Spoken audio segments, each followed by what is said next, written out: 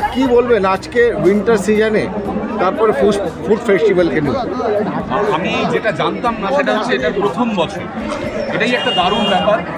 2025 সালে প্রগতি সংঘের আয়োজনে এই যে ফুড ফেস্টিভ্যাল আহারে প্রগতি, সেইটা প্রথম বছর প্রথম দিন আমি এলাম এবং প্রদীপ প্রজ্বলন করলাম। এটা আমার কাছে তো বিশেষ করে সম্মানের, এবং এই অঞ্চলের, এই কৃষ্ণনগর প্রগতি সংঘ অঞ্চলের মানুষের যে উষ্ণতা, যে আতিথেয়তা, যে আপ্যায়ন, তা আমাকে মুগ্ধ করেছে।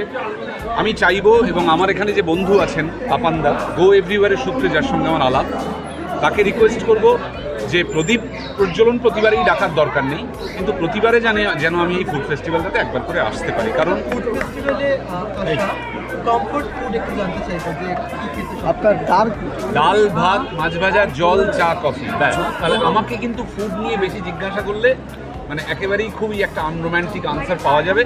আমি কি খাই সেটা ইম্পর্টেন্ট নয়, বাঙালি খেতে ভালোবাসেন, এবং এইরকম শীতকাল হচ্ছে খাওয়ার ক্ষেত্রে একদম আদর্শ সময়।